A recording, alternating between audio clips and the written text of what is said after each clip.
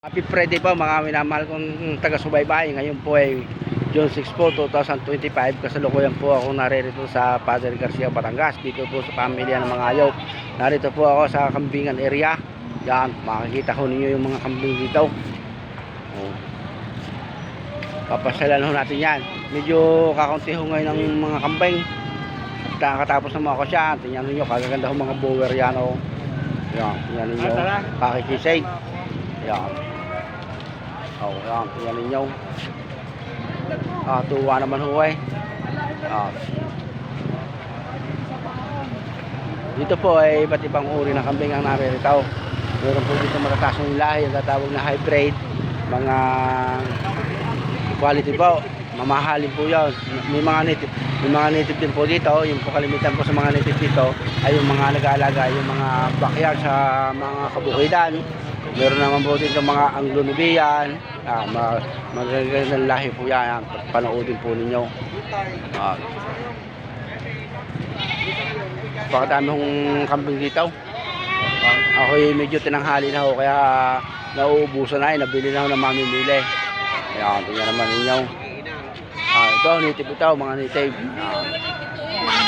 Ito nga pala po, nakikiramay po ako sa pamilya ng mga pinaslang na magkakambing sa Mindanao.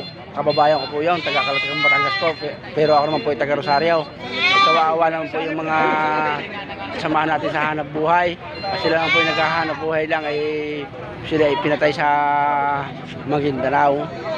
Hindi natin alam kung anong dahilan, pero isa na rin sa tinitingnan natin anggulo ay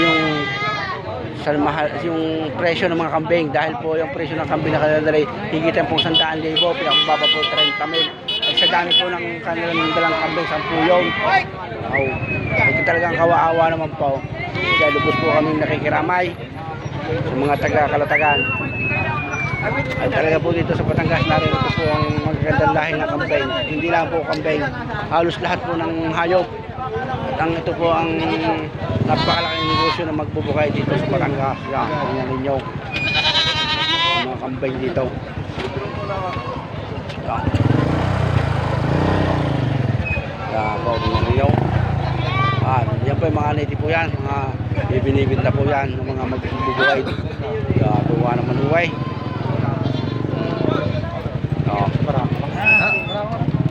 Boss, vlog po ko na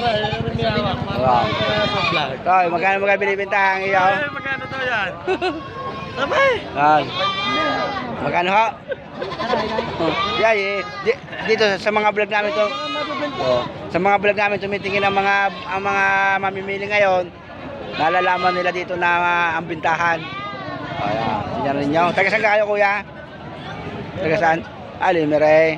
Magaganda nga kambing doon. Yan ninyo. Magandang lahi. Pati tao maganda.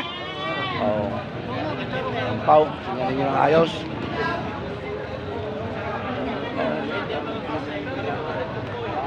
Maganda huway. Kakunti na akong kambing ngayon dito. Kakunti na. Ito. Dalawang maliit na kambing. Tuwa naman huway. Tingnan naman ninyo. Yan. Ating iikutan ng camera. Tingnan ninyo. Wala nang pahinga. Mga barakaw.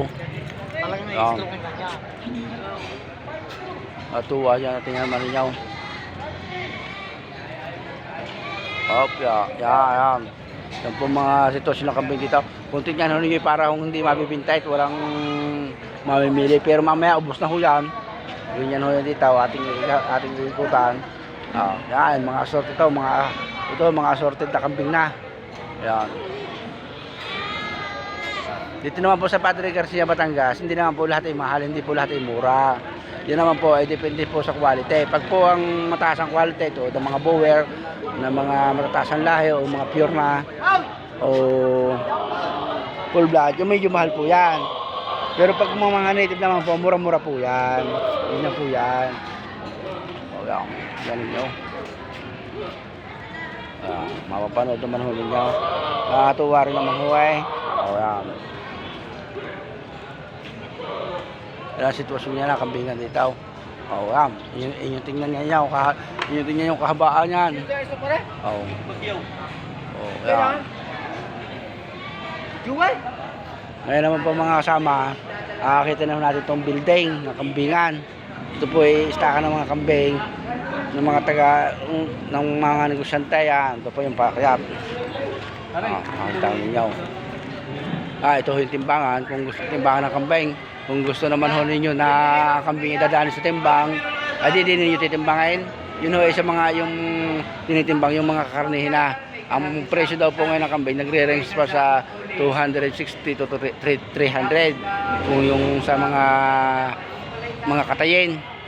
Yung pong 260 yun naman po ay yung medyo mga low quality na, kumbaga yung mga tatandang inay na. Yun naman pong 300 yun na po yung mga barako yun. Yan. Medyo mahal po ang presyo ng mga barakong kambing na kakain. Ganito, yan po yung mga istakan. Ito po ay kalimitan po na rito ang mga native na kambing. Yan. O, tingnan ninyo. Yan. Pag ho yung season ho ng mga okasyon na, tulad ng mga piyestahan, mga graduation ako, sa mamahal naman ng kambing dito. At ito ho ay punong-puno ng kambing. Itong mga building na ito, yan. Ikutin ho natin yan para kayo may ideya. Sa mga hindi taga Batangas, huwag ho kayo magtataka sa presyo. Talaga hong mahal sa ho talaga dito dahil ito na ho yung capital eh. Siyempre, yun naman kaya mahal ho sa laki ng gastos ng mga negosyante. Halimbawa, galing Masbate pa ang kambing, ay gano'n kalaki yung gastos na. May mga permit pa ho yung binabayaran. May mga travel permit pa ho. Kaya naman ho mamahal ang presyo. Bago makadating sa pamilihan, ay talagang malaki na ang gastos. Yan. Ayan nyo. Uliin natin yung mga kambingan na yan, right? Para meron kayong ideya. Ayan nyo. Uliin natin yan. Sama. Yung nasisiro lang ng araw. Makita naman nyo, ba't iba hong klase ng kambing ang nariritaw. Hindi isa. Yan ninyo. Hila na.